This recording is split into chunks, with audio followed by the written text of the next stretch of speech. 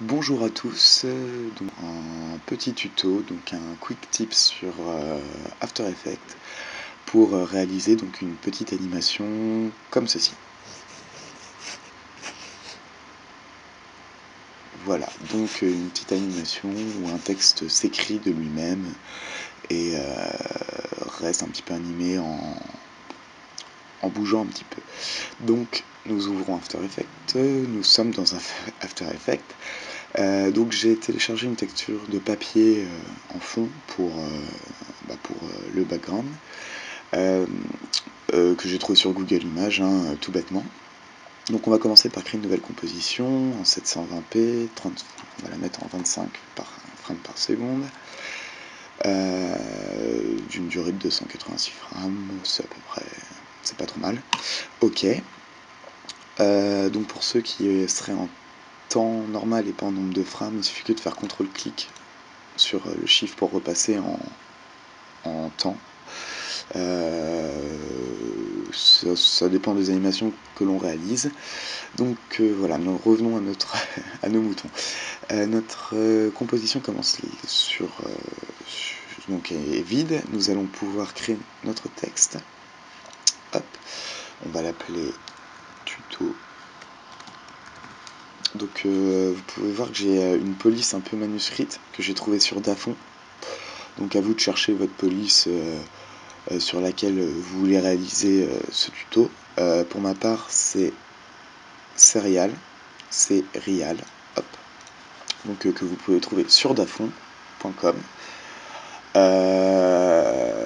Donc le tuto va consister en fait à utiliser l'effet write-on ou stroke, donc trait ou tracé dynamique. Donc comment allons-nous faire? Le seul problème c'est que ça marche grâce avec des masques. Donc After Effects nous permet de, entre guillemets, de créer des masques à partir du texte. Donc create mask from text. Donc on va pouvoir créer un mask à partir du texte. Donc on peut voir que là nous avons le masque du texte et notre texte qui est en dessous et qui est caché. Donc notre texte de base on peut le supprimer. Tuto outlines, donc qui est en blanc, voilà. Et donc qui est un ensemble de tracés. Sur ce tuto outline, nous allons appliquer generate stroke, hop, donc trait. Donc vous pouvez voir pass, donc le tracé. Nous pouvons choisir chaque lettre, donc vous pouvez voir qu'il y a plusieurs tracés par lettre. Mais nous, ce que nous allons sélectionner, c'est all mask, comme ça. Tous les masques vont être pris en compte. Stroke sequentially, en gros, cela va expliquer que les masques vont se découvrir un par un. Et donc, après, nous avons donc la taille du brush, donc la taille du pinceau. Nous allons enlever, hop, pour se rendre compte, et on va le mettre à 6 pour avoir un effet un peu complet, mais sans être trop complet, peut-être 6,5.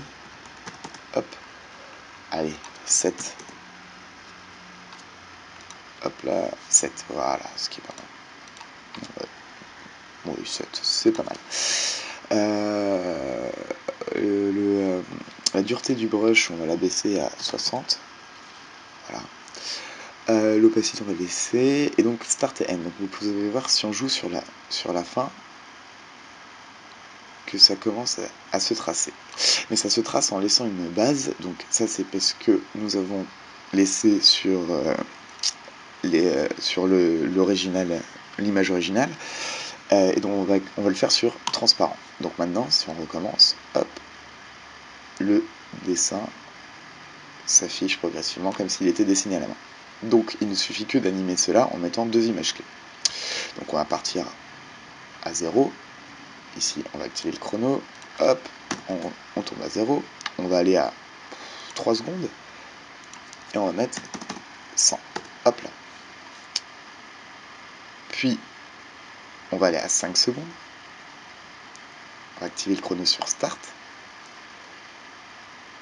Et à 7 secondes. 100. Hop là. Voilà. Donc, on peut voir dorénavant que nous avons une animation où le dessin commence à se dessiner, tac tac tac tac tac tac tac tac, tac, hop, reste apparent et s'enlève.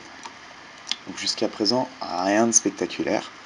Nous allons nous remettre sur notre texte complet.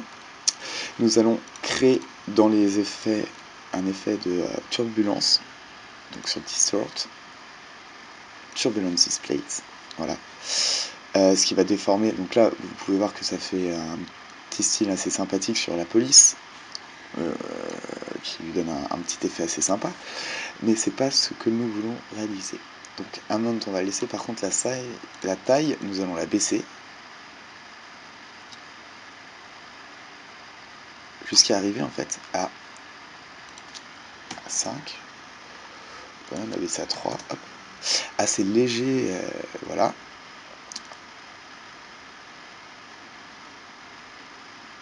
Hop, avec 34 en amount. Et donc vous pouvez voir que si on déplace ça, hop, hop, les traits vont faire un petit peu, enfin vont vibrer un petit peu. Donc comment allons-nous animer ça du début? Nous allons faire Alt-clic sur le chronomètre pour activer les formules. Et dans cette formule, donc nous allons écrire une formule time fois 5 qui va nous permettre en fait de faire vibrer le texte.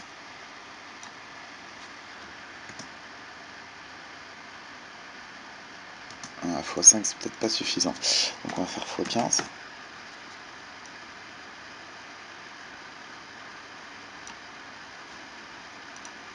Peut-être faire x50 plutôt, pour que ça se mette à vibrer vraiment.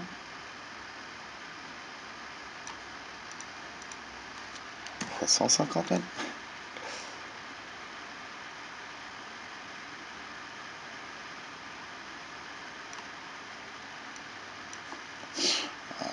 On va même le passer à x300, je pense. Il faut vraiment qu'il y ait cet esprit de vibration.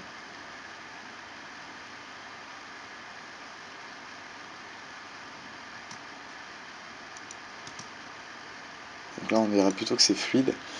Donc en fait, pour réduire, on va changer l'option, on va pas mettre un time, on va mettre un wiggle.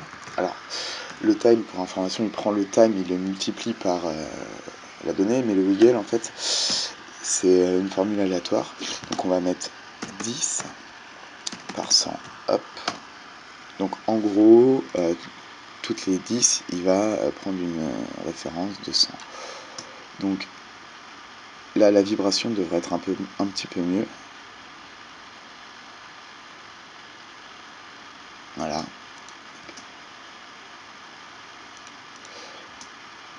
Donc ça vibre, ça vibre. Hop, donc nous avons notre texte un peu dessiné, voilà.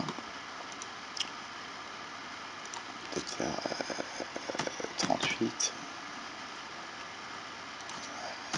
3,5, hop là, un peu plus un effet griffouille. Hop là, donc nous avons fini avec cet effet là. Alors on va aller dans Layer. Non, tout d'abord nous allons mettre notre fond, donc notre papier en fond. Tac. Alors on peut voir que nous avons écrit en blanc. Donc nous avons, c'est un solide le texte avec un masque. Donc solid setting, nous allons changer la couleur pour un noir bête, tout bête d'ailleurs. Hop, puis nous validons. Et ça ne marche pas. Pourquoi? Parce que certes solide y est, mais dans stroke il y a aussi une couleur. Donc on va le mettre aussi en noir. Voilà. Hop là. Et donc maintenant nous avons notre texte sur papier blanc qui s'écrit. Hop. Et qui se désécrit. Voilà. Alors après, le problème, comme vous pouvez le voir, c'est que le texte n'a pas l'air vraiment écrit. Donc ça c'est dû au noir brut et au papier un peu plus clair. Donc nous avons plusieurs solutions. Première façon, avec T, on peut jouer sur un peu la transparence pour laisser apparaître un peu comme ça, voilà. En mettant la transparence à 79, ça fait quelque chose de beaucoup plus réaliste. Mais nous pouvons aussi jouer sur le mode de fusion en le mettant en incrustation. Donc là, vous pouvez le voir qu'il est vraiment incrusté. Ce souci, c'est qu'on ne le voit plus. Alors, dans ce cas-là, on va le dupliquer, donc CTRL-D quelques fois. Pour, peut-être un petit peu trop de fois d'ailleurs. 4 fois, c'est pas trop mal. Voilà, 3 fois qui donne un effet écriture global sur tout le papier. Voilà. Donc pour finaliser, New Adjustment Layer, sur lequel on va faire un effet de focus.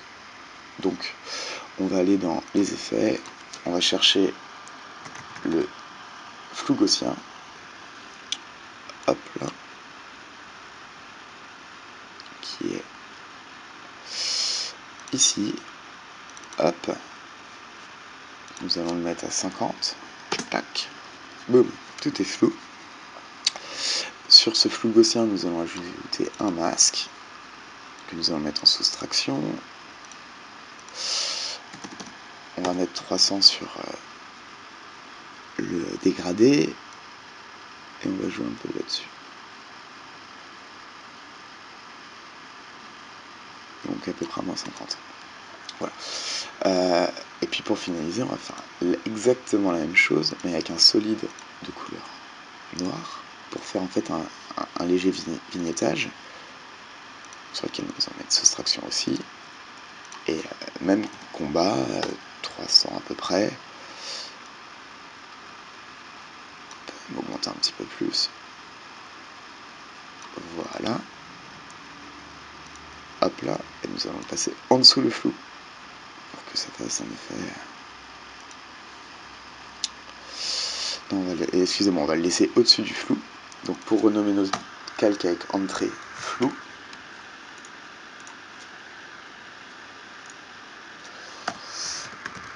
vignette. Et donc, voilà, nous avons fini cette animation. Donc le noir mériterait d'avoir une transparence un peu inférieure. Hop là. Et nous pouvons dire que nous avons fini ce tuto. Donc voilà. J'espère que ce tuto vous a plu et n'hésitez pas à regarder mes autres tips d'After Effects. A très bientôt.